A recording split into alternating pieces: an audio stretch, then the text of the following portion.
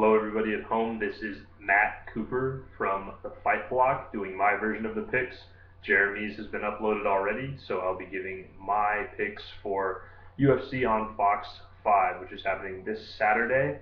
It's free, the price is right, and it's arguably more stacked than any pay-per-view that has happened so far this year.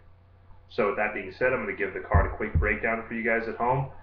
Agree, disagree, maybe disagree with the reasoning, not the pick, whatever the case may be, go ahead and shoot us a comment, constructive or supportive, doesn't matter. We'll hopefully give you a shout out on the video next time, whether it's just me or Jeremy or both of us in the same video.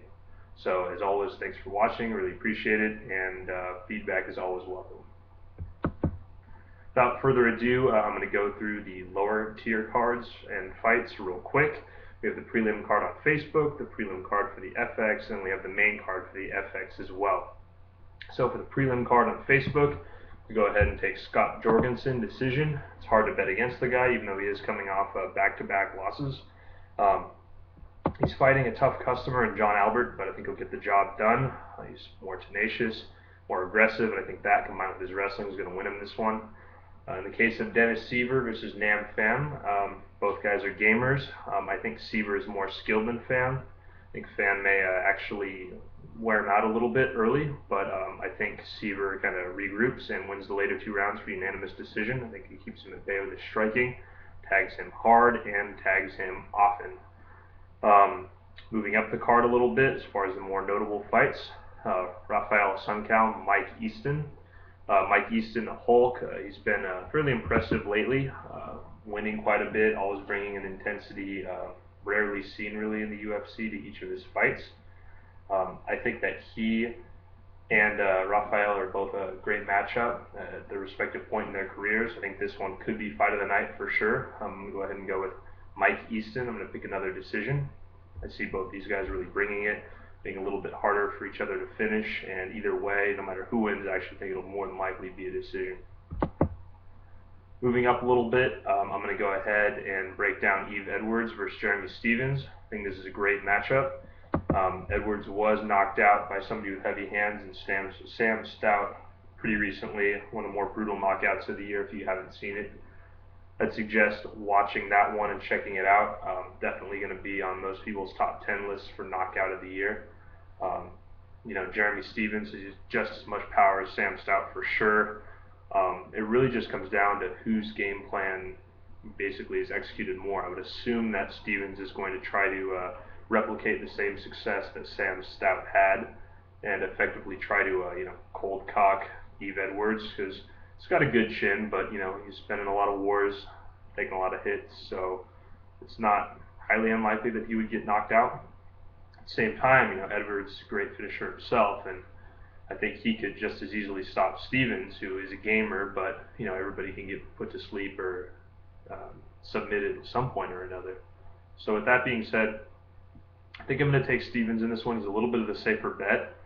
I see Edwards avoiding most of what he has to dish out, but at the same time, I think that there's at one point a wayward right or left hook is going to catch. It's going to catch Yves a spot that's going to put him out rather brutally. I think it won't be quite as brutal as the Sam Stout knockout, but will definitely put his lights out, put a bad end to his night, and yeah, Stephens will walk away the victor in that one. Watch for that one to be quite possibly fight of the night or knockout of the night as well. Moving on to the main card now, we have the opener, which is Mike Quick Swick versus Matt the Immortal Brown. Gotta say, I met Mike Swick one time. He's a nice guy. He's a quiet guy. It's hard seeing him on the sidelines for so long and not being able to see him, in the octagon competing. I think that at this point, a lot of more top tier fighters have kind of exposed Swick. A lot of people thought he was going to, he was on the cusp of a title shot, booked against Martin Kampmann at UFC 99, but unfortunately the Mike Swick hype train, if you will, got put to sleep by Dan Hardy, who dented his confidence with a hook and then basically outworked him for 3 rounds. And at that point, I think most people thought that Swick's contender days were over. Anybody who still had any lingering doubt, that was pretty much, those questions were answered when he fought Paulo Thiago. Thiago rocked him in the second round, followed him to the ground, and choked him out with a brutal Darce choke. Literally choked him unconscious. It was an awesome technical submission, which left Swick in a pile on the canvas. And ever since then, he'd struggled to come back, one injury after the other, it seemed like. But over a year later, he came back, coming off a win in his last fight, nice emotional win. I see him being a great gatekeeper in the division. He's too smart to kind of compare to Chris Lytle, but he is one of those guys who's always going to be, worth watching for the fans. Maybe fight of the night, knockout of the night.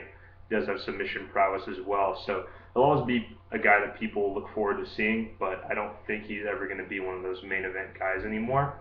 But who knows? I could be wrong. I hope I am, because he's a nice guy. Matt Brown. It's another feel-good story, but for totally different reasons. Brown was actually a former drug addict. He was near death at one point too. You can kind of see that in his MMA record. He didn't always take it seriously. His record right now is 15-11, which you might look at that and look at the guy if you hadn't seen him fight or didn't know much about him and say, how's this guy in the UFC? And I wouldn't blame you, actually. But once you see him fight and you see what he brings to the table, I would say that it's hard not to like Matt Brown. Again, we're talking fight of the night bonuses, knockout of the night, submission of the night. Brown could theoretically do any of these. He's pretty well-rounded game, and he's got a chin like a cinder block. So, guy's hard to knock out, hard to finish in general. And at one point, before I think he'd gotten submitted by Chris Lytle, it was pretty much looking like he had to cut the guy's head off to finish him, just like a zombie. So this fight could go either way, to be honest. I think a lot of people are going to pick Swick just based off of name notoriety and reputation. And maybe pre-injury, I would have been more inclined to pick Swick. But I think Brown's actually a more proven commodity lately. And when you look at their styles, I think Brown actually, most positions favor him. True, Swick has that guillotine that Brown could have to look out for, but Brown doesn't really shoot low for doubles or duck his head too low in the clinch, so I don't really see that being too big of a problem for him. Swick does best historically up close, and Matt Brown's been known to get gritty, so if he does want to close the distance, and he's kind of in that no man's land of the phone box area, he's got to kind of watch out for Mike Swick's real quick hands inside. But at the same time, if he can avoid that, tie up, get a clinch, I think Brown's really dangerous from that position. He's also known for throwing a long jab, cross, and kicks, head kicks over to the body, so I think at a little more of a distance range. Got to go with Matt Brown again. In terms of chin and grittiness, I think Matt Brown is one mean dude, and I think that he's going to bring it to Swick. I know I've said this a couple times already, but I do think this could be fight of the night. And that just is a testament to how good this card actually is. Just the fact that, we're not even to the three main build fights yet, and we're already talking about possible fight of the night candidates. And, maybe there will be. I wouldn't be surprised to see Dana White be so impressed with two of the fights that he ends up giving two of them a bonus. But, Mike Brown is one gritty dude, and I think that he is going to put an immediate stop to Mike Swick at some point in the fight. Not necessarily one-punch knockout, but I think it'll be quick and brutal when it happens. I can't stress enough. Matt Brown's one mean motherfucker, and I think that Swick doesn't exactly know what he's in for. So I think he may be overlooking him a little bit, especially with having probably better training partners in a better camp.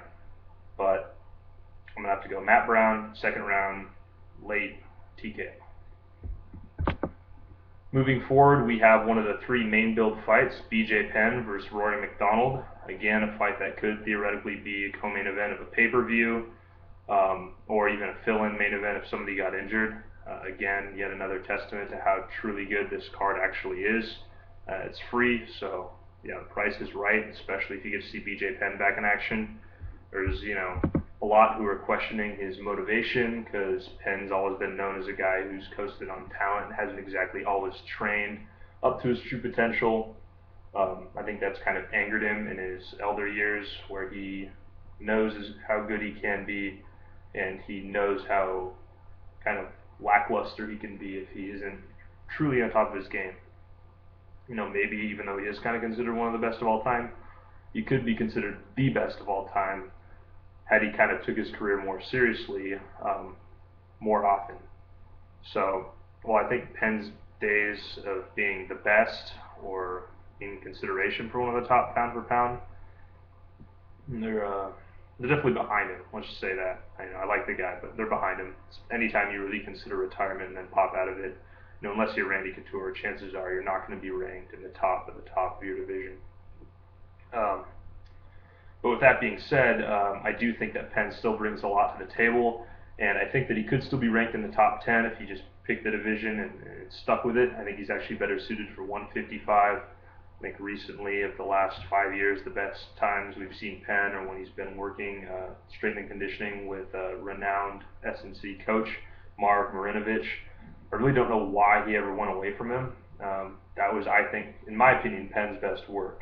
So, uh, yeah, if it were me, I wouldn't have. But who knows? There could be some behind-the-scenes reason for that as well. He's facing one of the most highly touted up-and-comers. Of all the prospects in the UFC that you look at and you say that guy's going to be a champion one day, or at least be in contention for the belt for a long time, Roy McDonald's got to be near the top of that list for sure. He and Gustafsson, both the kind of rising young contenders of the card.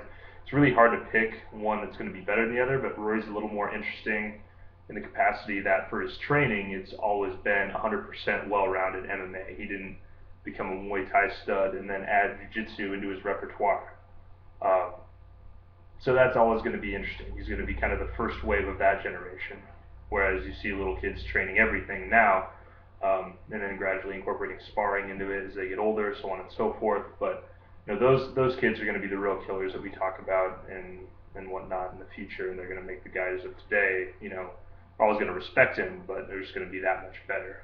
But that's again because MMA is still growing. But yeah, Rory, it's pretty cool to see somebody right now at that high level with that sort of hybrid style. Um, his technique is not super refined in a lot of areas, but he is just an awesome athlete, which makes up for his technical deficiencies, at least thus far. His only loss in the UFC has been to former interim champion Carlos Condit, who ironically just fought McDonald's training partner, GSP. So, as far as he goes, he's getting trained by not only a guy who fought Condit, but one of the top 2 pound-for-pound fighters in the world as well, probably just right behind Anderson Silva in George St. Pierre. So McDonald's going to have awesome training partners for this. I've seen BJ Penn's camp. I don't even want to begin to list off names because it's got a metric fuck ton of them, and that's not even that's not even overrating it at all. So both guys have great camps. I would have to give the camp, not in terms of partners, the edge to McDonald, but as far as just knowing your opponent, I think he has some sort of edge there, definitely. Now, when it comes to styles, BJ Penn's been one of those guys who's been good at a lot of stuff too. He's got good hands. Obviously, his jiu-jitsu, first American black belt, I believe. It kind of speaks for itself. He has had great experience as far as his wrestling too. Not as much of an offensive wrestling guy. I mean, he will hit a takedown and trip guys here and there to get him to the ground, but his wrestling defense is known to be good, especially when it comes to standing on one leg. Penn's a master of balance and anything leg flexibility or whatnot as well. He's been pretty impressive with. So both guys are kind of specimens in their own right. BJ more for his balance and flexibility.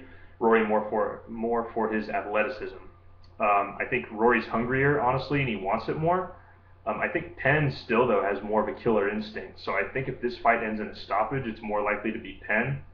But then again, I don't really see Penn having the gas tank to sort of finish Rory later in the fight like Condit did. Condit's one of those guys who could be the last 10 seconds of the fight, and I'd still be worried about him if I was fighting him. But Penn, once you get him out of the first round and a half, at least at welterweight. If it was lightweight, he was working with the right people, I would say, yeah, you still got to worry about him all 5 rounds. But at 170, I just don't see him as a deep waters kind of guy. I could see him winning the early round and kind of almost frustrating or giving Rory a scare or two. But I think as the fight goes on, the athleticism thing is going to play more of a role than Penn would like us to believe. So I'm going to have to go with Rory McDonald decision, probably 29-28 if I had to guess. This one could be all over the place. I mean, it could just be Rory, a lot of positional sort of dominance, like Rory against Nate Diaz. But I think it'll be a little more exciting. I don't think it'll be that one-sided, but I do think as the fight goes on, it'll definitely kind of get a little bit more that way. So final pick, Rory McDonald, the current prodigy against the former prodigy, BJ Penn.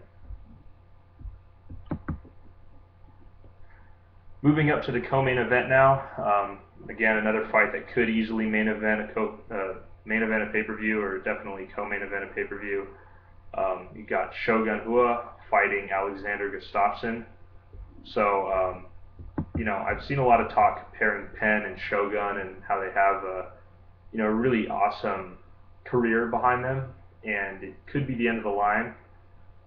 One guy on Bloody Elbow, I have no problem dropping their names, even though it's kind of not really competing for everybody's attention, but it is sort of like a rival. Anyways, on their side, they had a great article comparing the fact that at some point every legend gives up something to the next generation, and that is a loss to the next breed of contenders. And it's not necessarily a loss like Shogun's against Bones, although that kind of was, because obviously Shogun's fought since then and still had plenty in the tank, as illustrated by his epic war with Dan Henderson, which many believe he actually should have gotten a draw with at least. Some people think he won even, but then a lot of people think Henderson won too. But point is, one of the best 3 fights of all time, Shogun still gave after that, beat down at the hands of John Jones. So he's still got stuff left in the tank.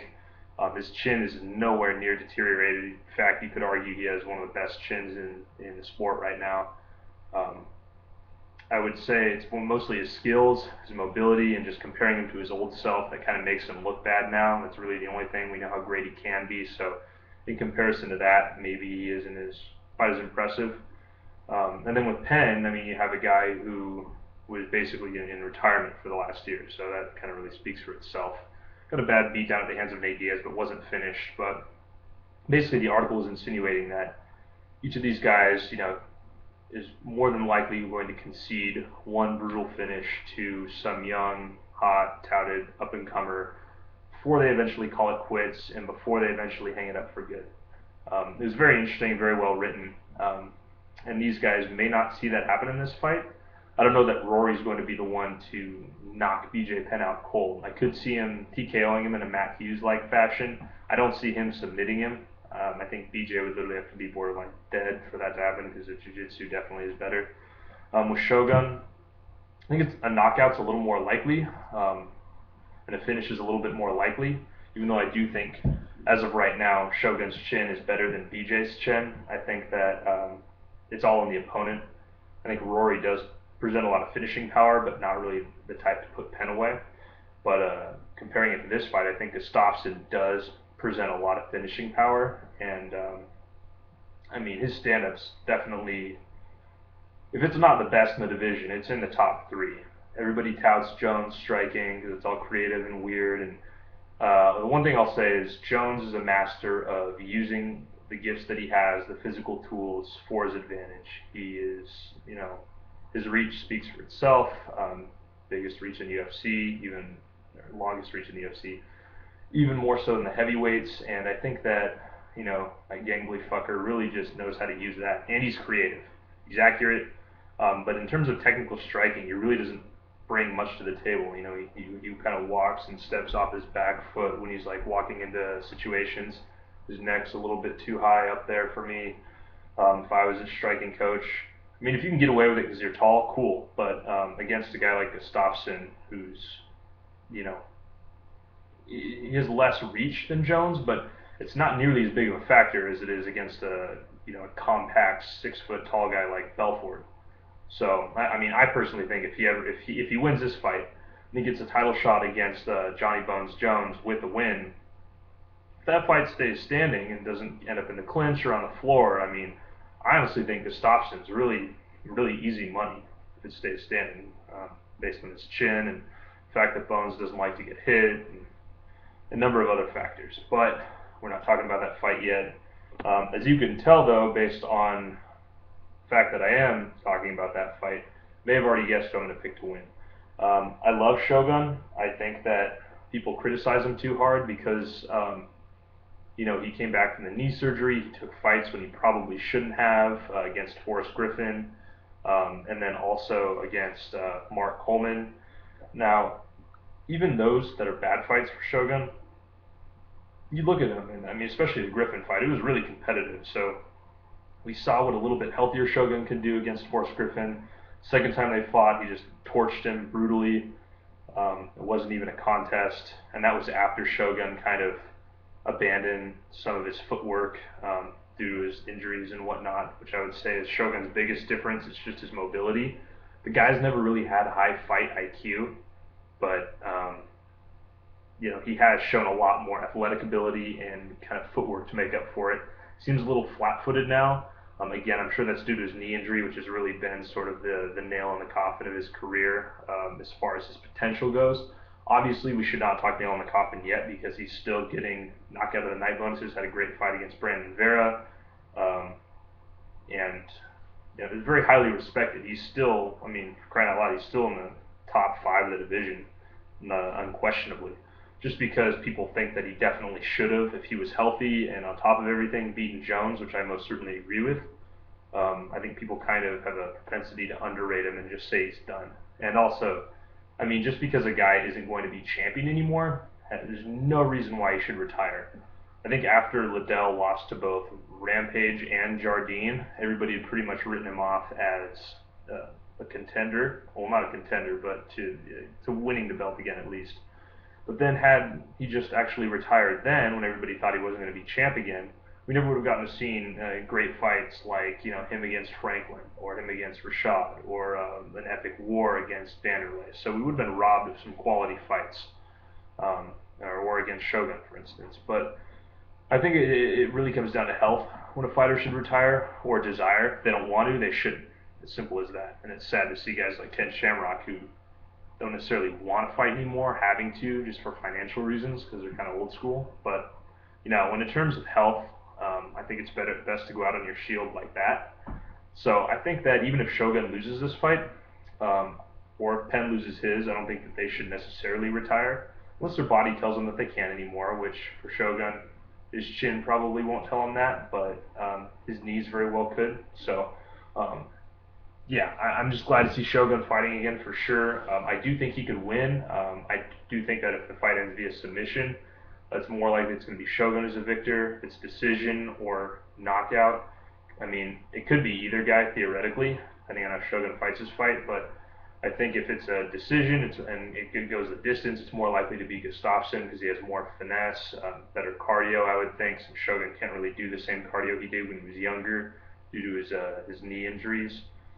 Knockout, I actually think knockout might be more likely to be Shogun. I mean, I think he has more power. I think that, he's a little bit more aggressive. So I definitely could see him lunging in at the right moment and just absolutely clobbering Gustafsson. But at the same time, Gustafsson is just scarily accurate. So, I mean, part of me just has this gut feeling that Shogun's going to pull it off, prove the doubters wrong, and lunge in at the right time when Gustafsson's in range and just absolutely, kind of chop the tree down, if you will. But I think that Gustafsson more than likely is going to survive a scare or two and then just sort of use his reach and mobility to get away from Shogun when he needs to, pop in and out, and just sort of light him up like he did Thiago Silva. So my prediction, Gustafsson decision, but don't be surprised to see Shogun win either, in spite of the fact that the Vegas odds makers wouldn't have you believe that. Now, we move on and digress to the main event, which is Benson Henderson champion against Nate Diaz. It's really too bad that we aren't seeing Nate Diaz against Frankie Edgar, since Edgar, in my eyes, is kind of the true champion. I like Bendo, there's nothing against him, but and he's a great fighter, but I think he's kind of the paper champion. I thought in the first fight Edgar won, but you could argue either way. So I wasn't really going to argue with people if they thought that Henderson won. But when you look at the second fight, I think it's pretty clear Edgar won. For what it's worth, Dana White said in both fights he thought Edgar won. Most people were just kind of, it's too close to call, and it was a great fight, so let's not argue. But I think it's kind of dumb. I think Edgar really is the the true champion, I would say. I don't think he even needed to drop to 145. I mean, health reasons, yeah, maybe he wasn't getting hit by the bigger guys. It's a good move. But if you ask me, I wouldn't remove him anywhere from the top pound for pound lists. It's just like when Shogun beat, but according to 3 people, lost to Machida. He didn't really fall at all. In fact, his stock raised tremendously when he lost to Machida that first time. So, um, yeah, what I'm getting at is it'd be really great seeing Nate Diaz face Frankie Edgar. I think that would be an awesome fight and just fireworks from start to stop. But we're still getting a really awesome fight, so I'm not complaining. I just, in the interest of fairness, I thought that I should bring that up. But as far as the fans go, it's a win-win situation because we're seeing an awesome fight as well, and again, it's for free. So better tune in because not only is it a great fight, but the title's on the line. Basically, I'm more inclined to lean towards Diaz because he is in the scrap pack, which my coach, Dave Terrell, is a member of. So I'm kind of more biased towards Diaz, and I would really like to see him win. But again, the objective sort of analyst in me sort of needs to look at it from both sides, I realize. So I see Henderson's strengths and Diaz's as well, and I mean, pretty much all the fights that Diaz has lost, for the most part, have been ones where he's been physically outmatched, manhandled, wrestling, suplexes, positional control on the ground. I mean, honestly, look at the co-main event, and then you look at Rory McDonald against Nate Diaz. Then again, that was at 170, but, I mean, Diaz has fought at 155 before, so I think Henderson's going to try to replicate the success that those people who beat Diaz had. I think that's his game plan.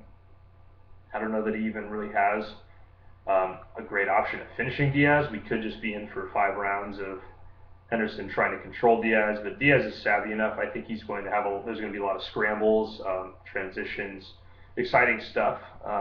I do think Diaz may be likely to switch position for submission though, which could prove his undoing. So far, it's just seemed like Henderson will not tap from anything. I think that's another reason that people are favoring him.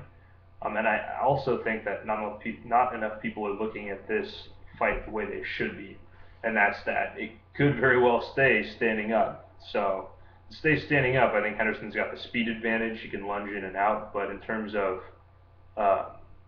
technical aspects, Diaz isn't really a technical boxer, but he is a more proven commodity, at least on the feet. I think that he will kind of frustrate Henderson if it stays standing with some of his more flutter boxing and pitter pat, as they call it, the Stockton slap, Stockton shuffle. It's the biggest con job in MMA, actually. It's basically, the punches don't hurt so much, but they add up over time. So the opponent doesn't really feel the amount of damage or the significance of them, and kind of until it's too late, once it's sort of accumulated and all of a sudden you're more weary. But that's why powerful strikers like Paul Daly, for instance, have fallen to the Diaz brothers. They pretty much both have the same style when it comes to the stand-up. Because technically, I mean, you look at that and you could drive a bus through the hole in their stand-up games. It's so flawed. But, it's effective. And again, it's just like John Jones. They're taking their physical abilities and quite a bit of intelligence and making it work to their advantage. So definitely would give Diaz the advantage standing. I think Henderson could surprise him with some, diving in and out attacks since he is as fast as he is, and switch it up a little bit. I'm tempted to pick Henderson here, I gotta be honest, just because he is as good as everybody says he is, for sure, and I do think that he really has the more clear-cut path to victory. But I just don't think his finishing ability is as good, and I think he's got 5 rounds to try to do that to Diaz, and the size advantage won't be as big of a factor as it was against guys like Rory McDonald at 170 for Diaz. I also think Diaz is a little bit more of an aggressive finisher than Henderson has ever faced before. So I think that could definitely play a factor here, and I think Henderson could get a little bit overconfident in the position and then all of a sudden have it switched up on him, and he's getting arm barred. So I'm going to go against the Vegas money again here, and I'm actually going to go with Nick Diaz via submission, and I'm going to go with that in round 3. So I think that we're going to be seeing a Diaz brother quite possibly walk away with the title. Could be wrong, and I'm sure there's plenty of you who think otherwise, so I'd love to hear about it. Both Jeremy and myself will be checking the comments, and love to give you guys a shout out on the next episode of the Fight Block, be it in the podcast format or in the video format. Single show, double show, doesn't matter. But it's going to be happening. Thank you guys for tuning in as always. This is Coop signing out of the Diaz versus Henderson edition of the Fight Block Prediction Special. Thanks.